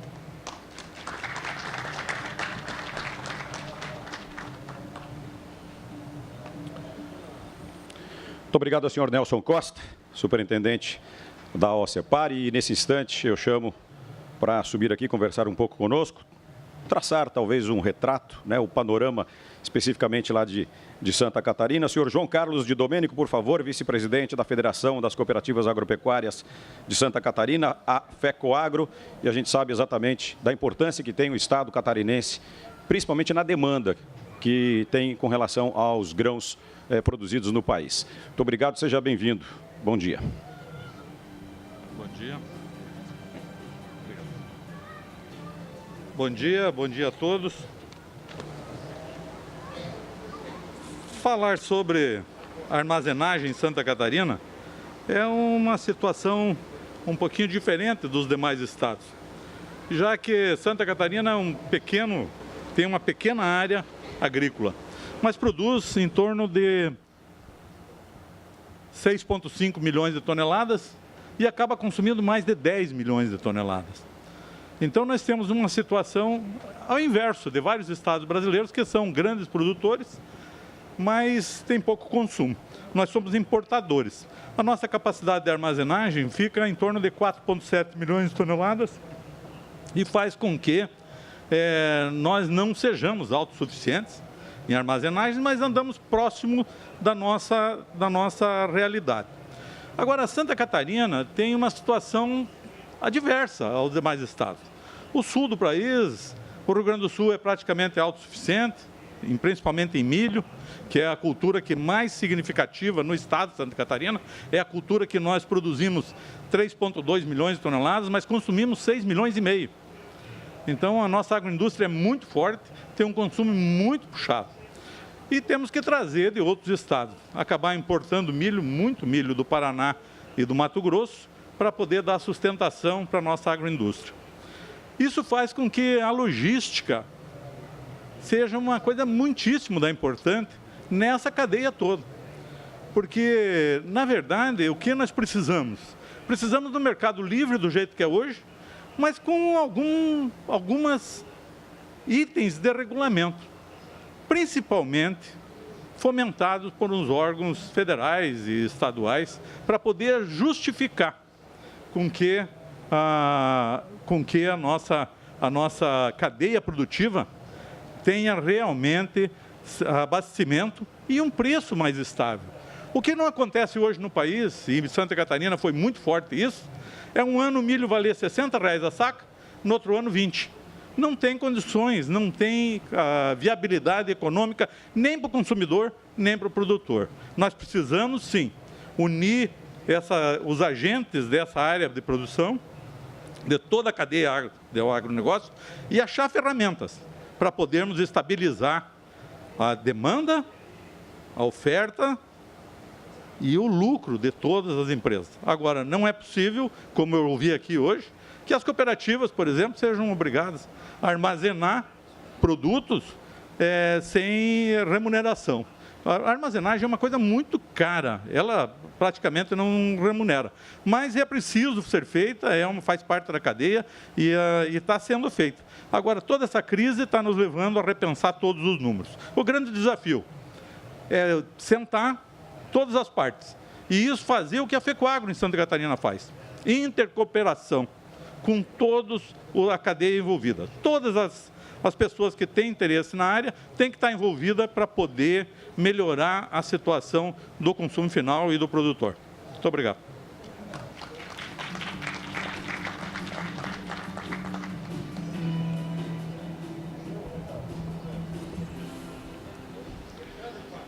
Muito obrigado ao senhor João Carlos de Domênico, vice-presidente da FECOAGRO Santa Catarina. E a gente continua no Estado. Vamos falar um pouquinho mais da situação por lá. Então, para complementar esse assunto, queria convidar o senhor Neuto Fausto de Conto. Por favor, venha até aqui à frente. Ele que é diretor de acompanhamento e recuperação de créditos do BRDE, que também atua em Santa Catarina e vai trazer para a gente mais detalhes sobre esse assunto. Gestão de estoques e políticas públicas para armazenagem é o fórum que você está acompanhando aí da sua casa, direto aqui da Expo Inter no Canal Rural. Seja bem-vindo, bom dia. Bom dia. Tenho a satisfação, a alegria de cumprimentar os painelistas, saudar todos quantos nos dão a oportunidade da escuta. Ficou pouco para falar. Após ouvir as palestras, nos parece de que temos uma reflexão mais profunda. E eu busco o nosso Brasil, o quinto maior território do mundo. E Deus foi bondoso com nós, nos deu terra, água, chuva, sol, clima, o homem e a tecnologia. E veja que só plantamos no Brasil 7,5% do nosso território. Se somarmos com as proteínas animais, nós vamos ver que somos 1/3 do PIB nacional nasce no campo. 35% da exportação é o agronegócio. 37% dos empregos estão também na mesma procedência. Como falar em crise, e aqui, graças a Deus, não vi ninguém falar. Olhando para frente, eu lembro quando fui secretário da Agricultura, num estado que tem somente 1% do território nacional, e é o quinto maior produtor de alimento do Brasil, Santa Catarina, que o grande sonho era chegar a 100 milhões de toneladas de cereais. Naquela época, lá nos anos 70, eram 70 milhões de toneladas. Chegamos nos anos 2000. O crescimento duplicamos em 2015 para 200 milhões de toneladas. Estamos alcançando na safra 16, 17, 238 milhões de toneladas. Com esses números, eu faço uma segunda reflexão para entrar no armazenamento. Nós crescemos em 35 anos, 1% a cada ano, no internamento de terras para a produção. Mas crescemos 10% ao ano na produtividade. Em armazéns, só ficamos em 2,5. E aí já encontramos todas as dificuldades do tema deste dia. Poderíamos, e o tempo nosso está esgotado, dizer de que podemos triplicar a nossa produção. Podemos chegar a 50% do PIB nacional. É só internarmos os 90 milhões de hectares de terras nos nossos cerrados, principalmente norte e nordeste, sem agredir meio ambiente e sem agredir o desmatamento. Poderemos, sim, internar os 30 milhões de áreas de terras degradadas nas fazendas. E poderemos, sim, consorciar lavoura e pecuária, no mínimo mais em 20 milhões de hectares. E com isso, não só chegaremos ao primeiro produtor mundial, e sim, seremos o maior produtor, a maior segurança e a maior nação do mundo. Muito obrigado.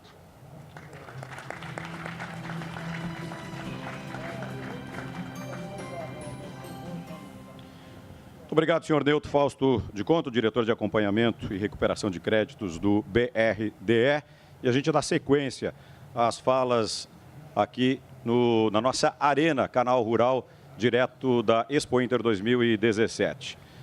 Também está com a gente o senhor Ney César Mânica. Por favor, venha até o palco conversar com o nosso telespectador do Brasil inteiro, presidente da Cooperativa Agropecuária Industrial, a Cotrijal, e da Expo Direto. Vamos ouvi-lo? Seja bem-vindo, um bom dia.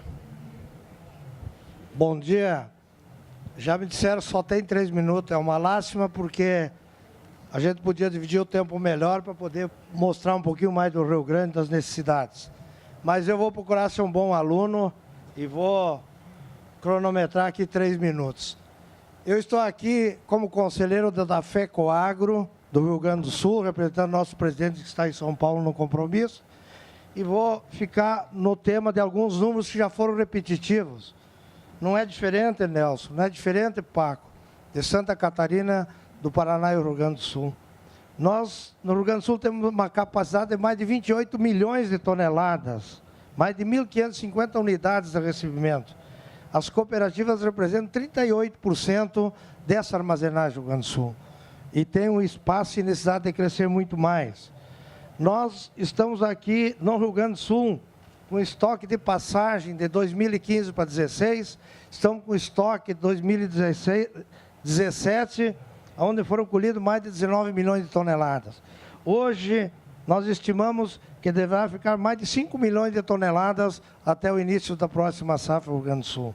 Em cima dessa questão de preço, de mercado, de outras situações. Nós gostaríamos aqui, ouvindo os palestrantes, e só mais um dado do Rio Grande do Sul, o nosso produtor, em 2016, 2017, comercializou em torno de 74%. Esse ano não chegou a 50% da comercialização. Assim como o Paraná, no ano anterior, o produtor fixou 30% da safra futura, garantindo o seu custo de produção, que aqui foi falado. E esse ano, com os excelentes preços, não fixou 10% na média no Rio Grande do Sul. Então, a ganância, a informação, leva... Mas isso é um tema de casa nosso das cooperativas, que nós temos que conscientizar o produtor da sua comercialização gradativa, garantir o preço de custo de produção, fazer lotes, enfim. Isso ajuda. Também eu gostaria de aqui aproveitar, na palavra do João, nosso querido diretor do BRDE, dizer que o Brasil sabe, nós temos que acordar, dizer que o BNDES não tem dinheiro. O BNDES enfiou dinheiro para empresas comprar indústrias nos Estados Unidos, na Venezuela, nesses outros países. Vamos acordar, Brasil. Vamos acordar, o Brasil tem dinheiro, o Brasil tem capacidade.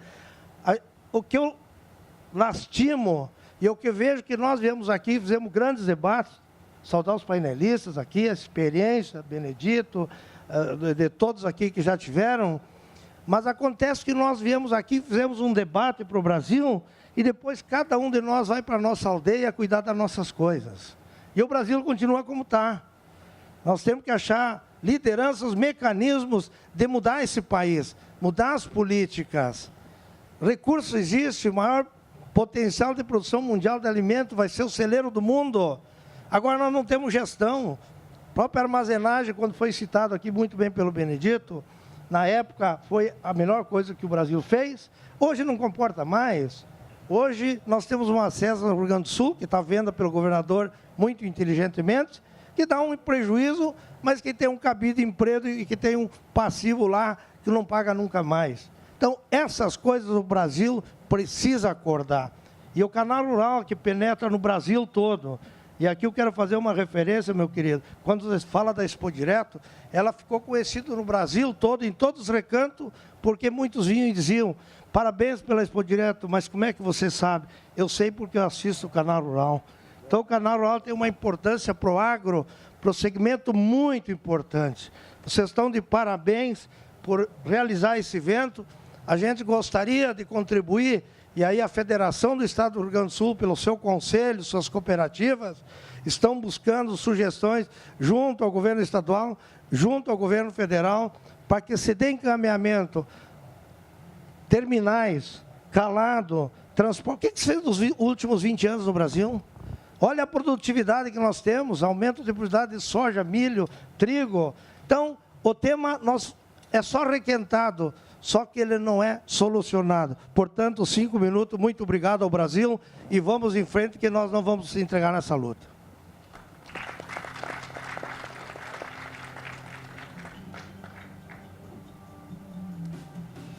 Senhor Ney, por favor, o senhor permaneça aqui ao meu lado, por gentileza. Vou chamá-lo novamente. Em determinado momento ele falou que seria um aluno exemplar, né, cumpriria o tempo, e eu acho que todo aluno exemplar merece não só uma nota máxima, mas também homenagens, né, e principalmente pelos 60 anos da Cotrijal, exatamente pelo fato da contribuição que ela tem dado não só aos produtores rurais de todo o país, mas a todo o Brasil, com absoluta certeza. E a Expo Direto colocou esse município gaúcho de Não Me Toque exatamente no mapa das grandes feiras da tecnologia. Então eu queria chamar aqui no mapa, aqui na nossa frente, na verdade, para entregar esta homenagem ao senhor Ney César Mânica, a Luciane Kolbe, que é a gerente comercial do Canal Rural. Por favor. Palmas, senhores.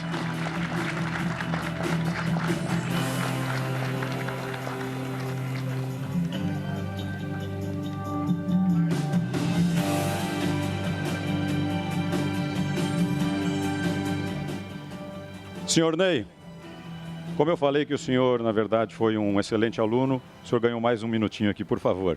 Fique à vontade se quiser usar o microfone mais uns instantes.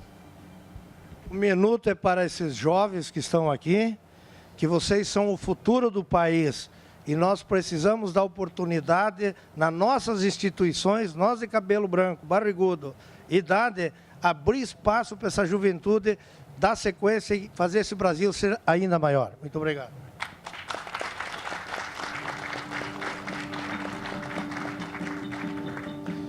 Muito bem, parabéns mais uma vez à Cotrijal, em nome do senhor Ney.